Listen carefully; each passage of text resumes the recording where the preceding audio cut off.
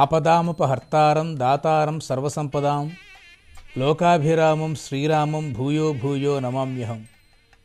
వెంకటాద్రి సంస్థానం బ్రహ్మాండే నాస్తి కించన వెంకటేశ సమో దేవో నభూతో నభవిష్యతి. శ్రీ గోదాదేవ్యే నమః.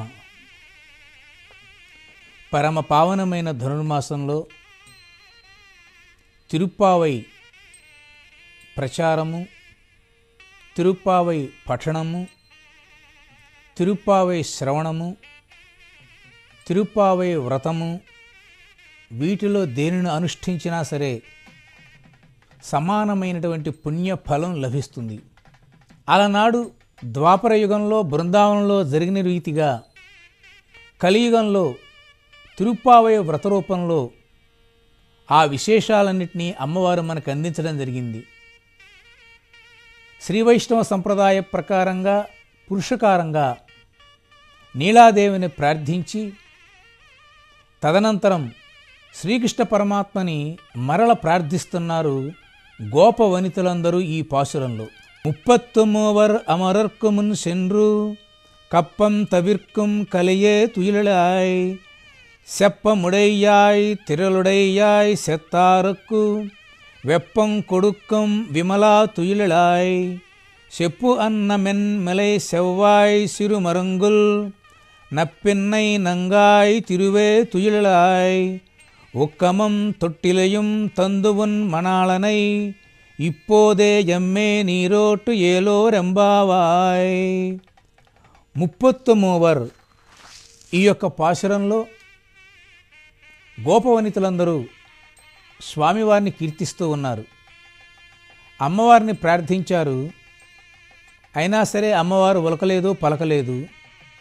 స్వామివారిని ప్రార్థించారు, అమ్మవారి యొక్క ఆజ్ఞ లేకుండా స్వామివారు కూడా నోరు తెరిచి ఒక్క మాట కూడా మాట్లాడలేదు. మరల కృష్ణస్వామిని ప్రార్థిస్తున్నారు గోపవనితులందరూ. ఏమని? 33 అమరర్కు మున్ సెన్రున్ కప్పం తవిర్కం కలియే తుయిలాయ్. 33 అంటే 33 కోట్ల మంది. 33 కోట్ల మంది దేవతలకి ఏదైనా కష్టాలు వస్తే ఆ కష్టాలన్నిటినీ ముందుగానే తెలుసుకుని వాళ్ళ యొక్క బాధలన్నీ పోగొట్టేటువంటి ఓ శ్రీకృష్ణ, నువ్వు నిద్రలేవవలసింది అని స్వామివారిని వేడుకుంటున్నారు. సంప్రదాయ ప్రకారంగా చెప్పే అంశం ఏమిటనంటే దేవతలందరూ 33 మందే. వాళ్లే ద్వాదశాదిత్యులు, ఏకాదశి రుద్రులు, అష్టవశువులు, అశ్విని దేవతలు 2. ఈ 33 మంది అనంతర కాలంలో 3 కోట్లుగా 33 కోట్లుగా మనకి వివిధ పురాణ గ్రంథాల ద్వారా తెలియబడుతూ ఉంది. ఆండాళ్ళ తల్లి కూడా అటువంటి 33 కోట్ల మంది దేవతలు ఎవరైతే ఉన్నారో వాళ్ళకి ఏ కష్టం వచ్చినా సరే ఆ కష్టాలన్నింటినీ ముందుగానే గ్రహించి ముందుగానే వాళ్ళకెళ్ళి అన్ని రకాల సహాయం చేసి వాళ్ళ కష్టాలన్నీ తీరుస్తున్నావు. కష్టాలు తీర్చే విధాలు 2 విధాలు. ఒకటి, అవతల వాళ్ళు నాకు కష్టం కలిగింది అనంటే విని ఆ కష్టాన్ని పోగొట్టడం.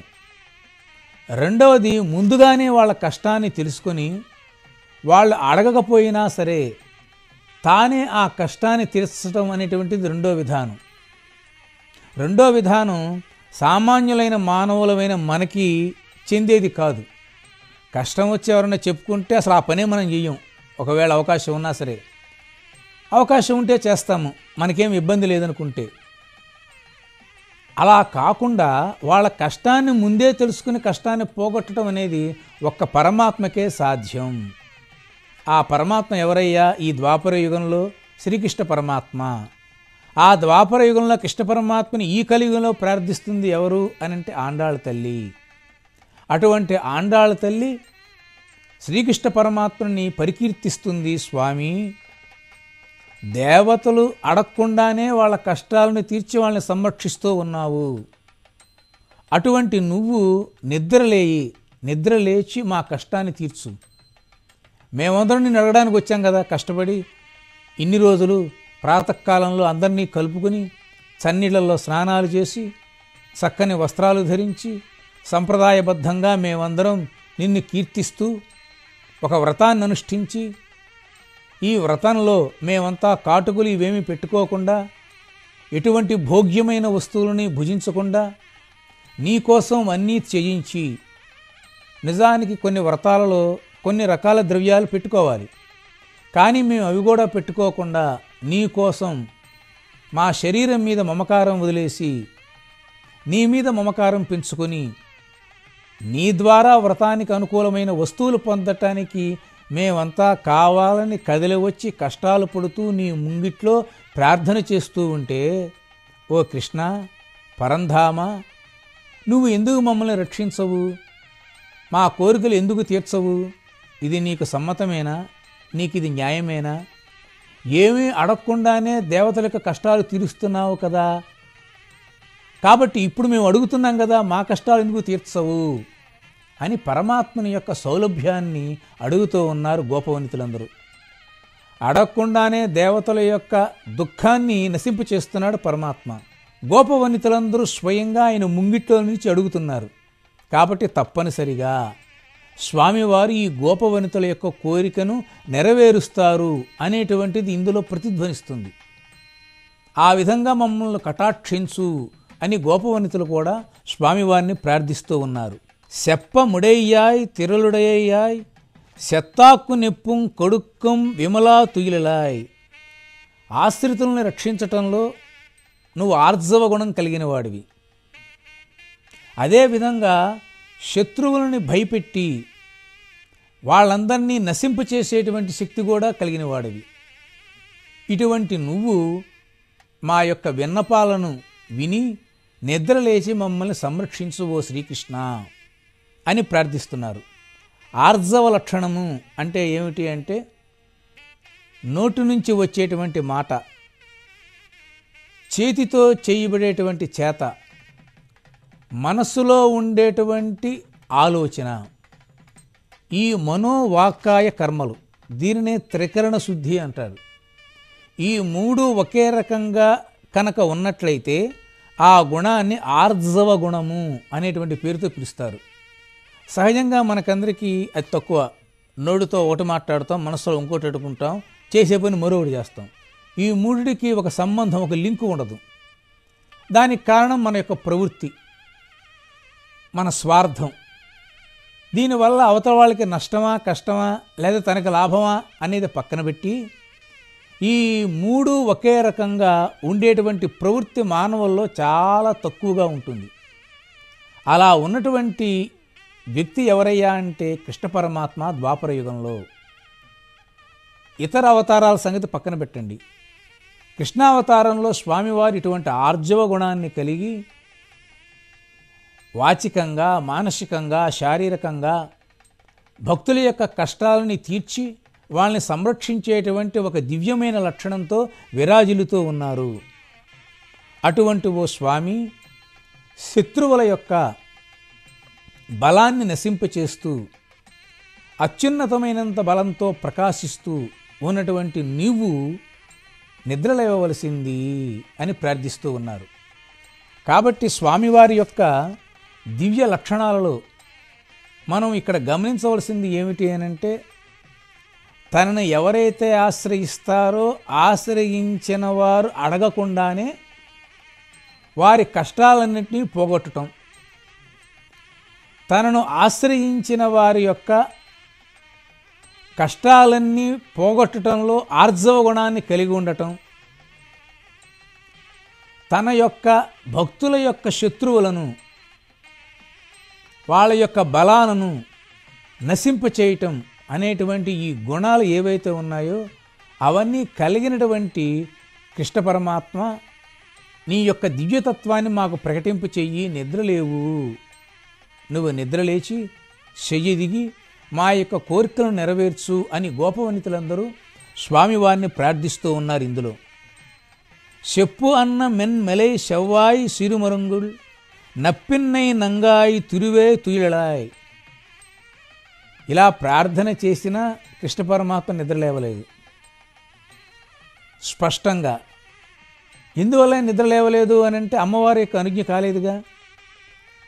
అమ్మవారిని ప్రార్థించినా సరే కృష్ణ పరమాత్మ నిద్రలేవలేదు అనేటువంటి భావనతో మరల కృష్ణ పరమాత్మనే ప్రార్థించారు.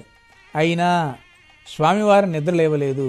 మామూలుగా అయితే కృష్ణ పరమాత్మ ఆయన ఏ అవతారాన్ని ధరించినా మూలస్వరూపమైన శ్రీమన్నారాయణుని యొక్క తత్వంతో ఉన్న ఆయన గనక ప్రార్థిస్తే ఆయన కదిలి వస్తాడు, సందేహం లేదు.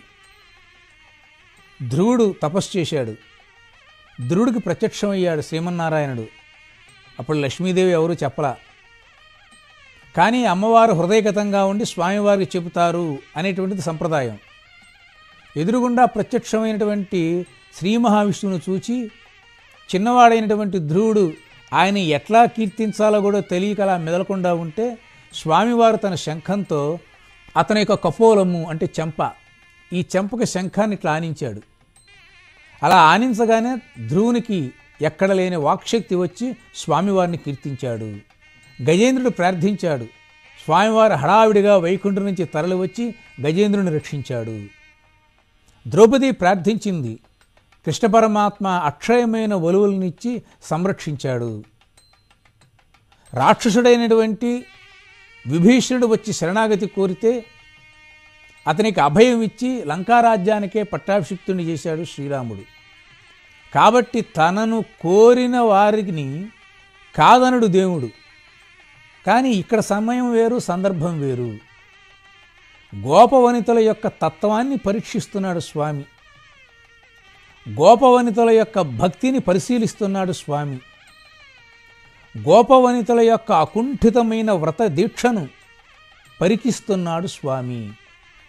అందువలన ఆయన స్వామివారు ఏం చేశారంటే ఏం మాట్లాడకుండా మిన్నకుండా ఉన్నాడు. అటువంటి సమయంలో గోపవనితులందరూ మరల నీలాదేవిని ప్రార్థిస్తున్నారు. ఏమని? చెప్పు అన్ మేన్ములై సెవ్వాయి సీమరంగుల్ నప్పిన్నై నంగాయి తిరువే తుయిలాయ్. అమ్మా, నీ యొక్క సౌందర్యం ఏమని చెప్పాలి?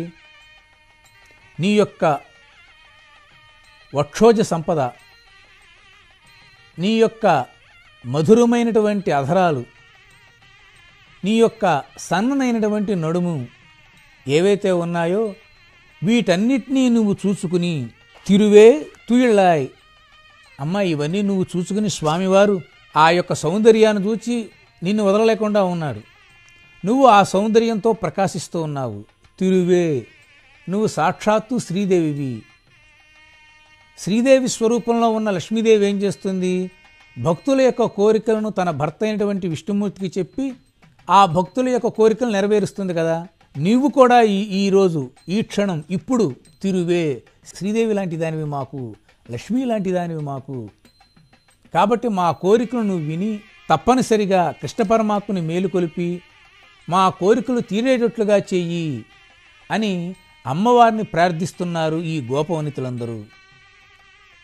మనకందరికీ ఒక అనుమానం రావచ్చు, ఈ విధంగా వర్ణించవచ్చా నీలాదేవిని? ఆ పెదవులని, ఆ వక్షోజ సంపదను, ఆ నడుముని అంటే బాహ్యార్థంలో అది కొద్దిగా చిత్రంగా అనిపిస్తుంది. కానీ అంతరార్థం పరిశీలిస్తే అమ్మవారి యొక్క పెదవుల వాక్శక్తికి మధురమైన వాక్కులు ప్రసాదిస్తుంది. ఈ వక్షోజ సంపద ఏదైతే ఉన్నదో అది పిల్లలు పెరిగి పెద్దవటానికి ఆ స్తన్య సంపద. తల్లి తన కుచుముల నుంచి పాలిస్తుంది, స్తన్యం ఇస్తుంది. ఆ స్తనాల నుంచి వచ్చి పాలు తాగే పిల్లలందరూ పెరిగి పెద్దవాళ్ళు అవుతారు. నడుము సన్నగా ఉంటుంది ఉత్తమ జాతి స్త్రీలకని ప్రాచీన కావ్యాల వర్ణన. ఉంది లేనట్టుగా అస్థినాస్తి విచికిత్స హేతు శాతోదరిని అంటాడు శ్రీనాథుడు. అది వైరాగ్యానికి ప్రతీక. కాబట్టి జ్ఞాన భక్తి వైరాగ్యాలకు స్వరూపం ఎవరయ్యా అంటే నీలాదేవి. జ్ఞానమేమోనో పెదవుల ద్వారా, భక్తేమో స్తన్యము ద్వారా, వైరాగ్యమేమో నడుము ద్వారా అందరికీ అందజేస్తున్నటువంటి ఓ తల్లి, నిన్ను మరల కీర్తిస్తున్నాము. నువ్వు ఏదో విధంగా కృష్ణ పరమాత్మని నిద్ర లేచేటట్లుగా చెయ్యి.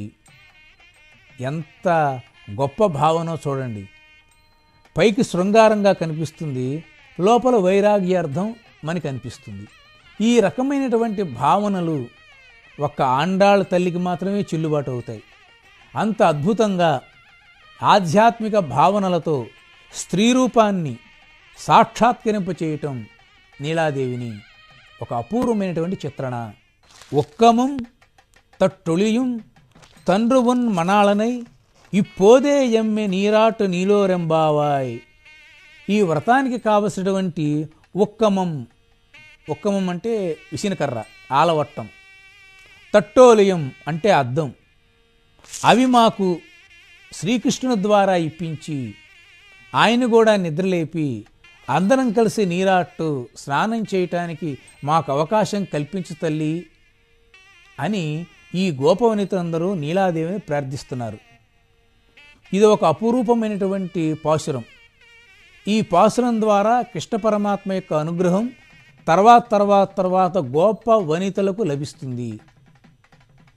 అమ్మవారి యొక్క దివ్యమైనటువంటి శరీర లక్షణాల వర్ణన భక్తునిలో సమస్తమైనటువంటి అరిషడ్వర్గ సంబంధమైన భావనలన్నింటినీ నశింపచేసి అతనిలో ఉజ్వలమైనటువంటి ఆధ్యాత్మిక దీపన చేసే విధంగా ఉండేటువంటి వర్ణనలు మనం ఇప్పుడు దాకా చూస్తూ వచ్చాం. స్వామివారు ఈ వర్ణనలకి ఎంతగానో పరవశించాడు. నీలాదేవి కూడా ఎంతగానో పరవశించింది. పరవశించి స్వామివారు చెప్పింది, స్వామి వీళ్ళందరూ వచ్చారు, గోపవనితులందరూ ఈ విధమైనటువంటి భావనతో కోరికలతో వచ్చారు, నువ్వు వారి కోరికలు నెరవేర్చు అని నీలాదేవి చెప్పింది. మన గృహాల్లో కూడా అంతే, పిల్ల ఏదన్నా అడిగితే తండ్రి ఓ పట్టాన ఒప్పుకోడు. తల్లికి గనక చెప్తే ఆవిడ తన భర్తకి చెప్పి నచ్చచెప్పి ఒప్పించి పిల్లవాడి యొక్క కోరికలు నెరవేరుస్తూ ఉంటుంది. ఆ విధంగా జగత్తుకు అమ్మ అయినటువంటి నీలాదేవి తన పిల్లలు గోపవనితుల యొక్క కోరికను తన భర్త అయినటువంటి కృష్ణ పరమాత్మకి తెలియచేసి వాళ్ళు ఇంత ఇదిగా ప్రార్థన చేస్తూ ఉంటే మీరు మన్నించండి స్వామి అని చెప్పి వీళ్ళ కోరికలను స్వామివారికి చెప్పి ఒప్పించింది. ఆ ఒప్పించటం ద్వారా కలిగినటువంటి ప్రయోజనాలు ఏమిటో అనంతర కాలంలో వచ్చేటువంటి పాశురాల్లో మనకు కనిపిస్తూ ఉంటుంది. ఆలవట్టం అనేటువంటిది మనం అందరం పేరు విన్నాం. విసినకర్ర స్వామివారి యొక్క దేవాలయంలో జరిగే కార్యక్రమాల్లో ఆలవట్టము, విసినకర్ర విసరటం అనేది ఒక ప్రధానమైన అంశం. అదేవిధంగా అద్దాన్ని కూడా చూపిస్తూ ఉంటారు. స్వామివారికి సమస్తమైన కైంకర్యాలు అభిషేకాలను జరిగిన తర్వాత స్వామివారికి అలంకారం ఏం చేస్తారంటే ఎట్లా ఉందని స్వామివారికి అద్దంలో చూపిస్తారు. ఈ రెండు ఉపచారాలు.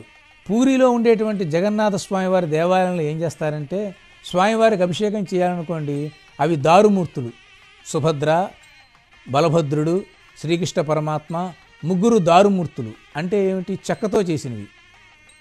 ఒక వృక్షాన్ని నరికి, సరే ఆ కథంతా వేరు, దాంతో చేసినటువంటి దారుమూర్తులు. వాటికి అభిషేకం చేయాలంటే చాలా కష్టం. అందువలన స్వామివారు 3 విగ్రహాలకి ముందర, ఆ జగన్నాథునికి ముందర ఒక అద్దం పెడతారు. ఆ అద్దంలో స్వామివారి ప్రతిబింబం కనిపిస్తూ ఉంటుంది. దానికి అభిషేకాలు చేస్తారు. పాలు, పెరుగు, తేనె, నెయ్యి ఇలాంటివాటికి దర్పణాభిషేకము అంటారు దాన్ని. ఈ యొక్క యోగశాస్త్రంలో కూడా ఒక అర్థం ఏమిటంటే అద్దము అనేటువంటిది మన వైరాగ్యానికి ప్రతీక. అద్దం ఎదురుగుండా మనం ప్రతిరోజు నుంచి చూసుకుంటూ ఉంటాం, జుట్టు దువ్వుకుంటాం, బొట్టు పెట్టుకుంటూ ఉంటాం, డ్రెస్సులు వేసుకుంటూ ఉంటాం, నేను ఎంత బాగా ఉన్నాను అనుకుంటాం, సరిగ్గా బాగోలేదు అనుకుంటాం, ఇలా రకరకాలుగా అనుకుంటాం కదా. ఇదంతా శారీరక లక్షణాలు. ఆడవాళ్ళకి అత్యంత ఇష్టమైన వస్తువు ఏది అని ప్రపంచంలో అంటే అద్దము అంటారు మన పెద్దవాళ్ళు. అద్దానికి మించిన అభిమాన వస్తువు ఆడవాళ్ళకి ఇంకో మరొకటి ఉండదు. ఇది ఒక చమత్కారంగా అనేటువంటి మాట ఇప్పుడు మగవాళ్ళు కూడా బాగా ఇష్టపడుతూ ఉంటారు. ఈ అద్దం ముందర నుంచుని తన గురించి తాను పొగుడుకోవటం, తన గురించి తాను నిందించుకోవటం, తనను ఎలా అందంగా ఉండాలా, ఇంకా ఎలా బాగుండాలా అనేది అనుకుంటారు తప్ప వైరాగ్యంగా ఎవరైనా భావిస్తున్నారా? నేను ఎవరిని? ఈ శరీరం ఏమిటి? నేను ఎందుకు పుట్టాను? నా పుట్టుకి పరమార్థం ఏమిటి? ఈ శరీరాన్ని ఇచ్చిన పరమాత్మని నేను ఎట్టా చేరుకోవాలి? ఏ విధంగా నలుగురికి నేను మంచి చెయ్యాలి అని అద్దం ముందర నిల్చుని భక్తి భావన, ఆధ్యాత్మిక భావనతో, వైరాగ్య బుద్ధితో ఉండటం అనేది చాలా తక్కువ, కష్టం కూడా. అద్దము యొక్క పరమ ప్రయోజనం ఏంటంటే నీలోని నువ్వును తెలుసుకుని, నీలో ఉన్న పరమాత్మని తెలుసుకుని జీవనం చేయటమే అద్దం యొక్క ప్రధాన ఉద్దేశ్యం. నీలతో యదమధ్యస్థ ఉజ్జల్లేకే వభాస్వర నీవా రసోగవత్తన్వే పీతాభాశ్చ స్వరూపమా. మన యొక్క శరీరంలో కూడా మనస్సులో లోపల అధోపద్మంగా ఉన్నటువంటి దాంట్లో నీవా రసోగవత్తన్వి, వడ్ల గింజ మీద ఉన్న సన్నంతగా ఉన్నంత రూపంలో నీలప్రకాశంలో పరమాత్మ ఉంటాడట. కోసి చూస్తే మళ్ళీ కనిపించడు. ఎట్లా అయితే మన దేహంలోనే పరమాత్మ ఉన్నాడో అద్దం నుంచి కూడా పరమాత్మ వైరాగ్యాన్ని ప్రబోధిస్తాడు నువ్వెవరు అని తెలుసుకోవటానికి. అలా ఎవరైతే అద్దం ముందు నిల్చుని తనకు తానుగా తన రూపాన్ని స్వరూపాన్ని అర్థం చేసుకుని జీవనయాత్ర చేస్తాడో అప్పుడు ఆ అద్దం యొక్క సార్థక్యం. కాబట్టి ఓ పరమాత్మ మా గురించి మాకు తెలియచేయి అనేటువంటి ఆ అద్దాన్ని వ్రతంలో మాకు ఇవ్వు. ఆలవట్టము విసినకర్ర సమస్తమైనటువంటి దోషాలు పాపాలు చెడుగాలులు అనేటివన్నీ పోగొట్టి చక్కని పరిమళభరితమైనటువంటి వాసనలు ఏదైతే ఉంటాయో ఆ గాలుల్ని ఈ శరీరం మీద ప్రసరింపచేయటము, దానినే భక్తి సుగంధము అంటారు. ఆ భక్తి సుగంధ వాయువులు వీచే విధంగా మాతో పాటు ఈ లోకానికి కూడా అందించే విధంగా ఓ స్వామి అదిగో ఆలవట్టము ఆ అద్దము మాకు ప్రసాదింప చెయ్యి అని నీలాదేవితో ప్రార్థిస్తూ ఆ ఆలవట్టము అద్దముతో పాటు కృష్ణ పరమాత్మను కూడా నీవు కూడా ప్రసాదింపచేస్తే నీరాట్టు మేమందరం స్నానం చేసి చక్కగా ఈ వ్రతాన్ని అనుష్ఠిస్తాము అని అంటారు. భాగవతంలో చక్కని మాట ఉంది. వ్యాప్తిం బంధక వగవక ప్రాప్తంబగు లేశమైన 10,000 తృప్తింజందని మనుజుడు సప్తద్వీపములైనను చక్కంబడునే.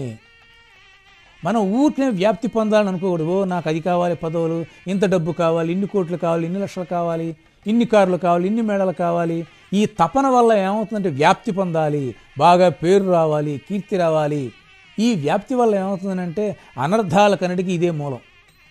సాధ్యమైనంత వరకు మానవుడు దీన్ని తగ్గించుకోవాలి. సమస్తమైన పురాణాలు తిరుప్పావి వీటి యొక్క సారాంశం ఏంటంటే మానవ జీవనం శుభప్రదంగా సుఖంగా తృప్తిగా ఆధ్యాత్మికంగా కొనసాగించటం. వ్యాప్తిం చెందక వగవక ప్రాప్తంబగు లేశమైన 10,000 నీకు దొరికినా నువ్వు సంపాదించిన ఆ రూపాయో ఆ 10,000 లేదా 25,000 50,000 దాంట్లో తృప్తిగా జీవించడం నేర్చుకో. ఎవరైతే ఆ విధంగా దొరికిన దానితో తృప్తిగా జీవిస్తాడో లేకపోతే జీవించడో వారికి అటువంటి వ్యక్తికి సప్తద్వీపములైనను చక్కంబడునే. ఆ తృప్తిగానే లేనటువంటి మానవుడికి 7 ద్వీపాలు ఈ ప్రపంచం పరిపాలించనామన్నా కూడా వాడికి తృప్తి కలగదు. కాబట్టి వ్యాప్తిం చెందక వగవక ప్రాప్తంబగు లేశమైన 10,000 తృప్తింజందని మనుజుడు సప్తద్వీపములైన చక్కంబడునే. కాబట్టి మనం తృప్తిగా జీవించడం నేర్చుకోవాలి, ఎక్కువ ఆశపడకూడదు. అటువంటి తృప్తికరమైన జీవితమే ఆధ్యాత్మిక తత్వానికి ప్రతీక. అటువంటి తృప్తికరమైనటువంటి మానవులకందరికీ జీవనానికి ఉపయోగపడే వర్షం కురిపించడమే ఈ వ్రతాన్ని యొక్క ముఖ్యోద్దేశం. ఒక అంశం చెప్పి దీన్ని ముగిద్దాం. గోపవనితులందరూ వ్రతానికి కావలసినటువంటి ఉపకరణాలను పొందటం కోసం కృష్ణ పరమాత్మని ఈ విధంగా సేవిస్తున్నప్పటికీ వారి అంతర్గతమైన భావన ఏమిటి అంటే బాహ్యమైన భావన వ్రతం సంపూర్ణం అవ్వాలి.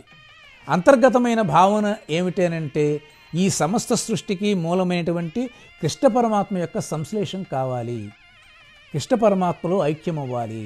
కాబట్టి తిరుప్పావై అనుసంధానంలో కూడా మనం ఈ పాసురాల ద్వారా పరమాత్మని సేవించి భజించి కీర్తించి ఆరాధించి ఆయన యొక్క పరిపూర్ణమైన అనుగ్రహం పొంది ఆయన యొక్క తత్వంలో మనం కూడా సంలీనం అవ్వాలి. బాహ్యంగా మనతో పాటు ప్రపంచమంతా శుభంగా ఉండాలి అనేటువంటి భావన, ప్రజలందరూ సమాజం అంతా పాడి పంటలతో సస్యశ్యామలంగా జీవించాలి అనేటువంటి భావన, అనవసరమైనటువంటి అనర్థాలు తెచ్చేటువంటి ఆశకు పోకుండా తృప్తిగా జీవించండి అనేటువంటి భావన ఈ తిరుప్పావైలో కనిపిస్తుంది. ఇటువంటి తిరుప్పావైని అనుసంధానం చేసుకుని జీవితాన్ని ధన్యం చేసుకోవలసిందిగా ప్రార్థన చేస్తూ స్వోచ్ఛిష్ట మాలిక బంధగంధ బంధురజిష్ణవే విష్ణుచిత్త తనూజాయే గోదాయే నిత్యమంగళం. లోకా సమస్తా సుఖినో భవంతు.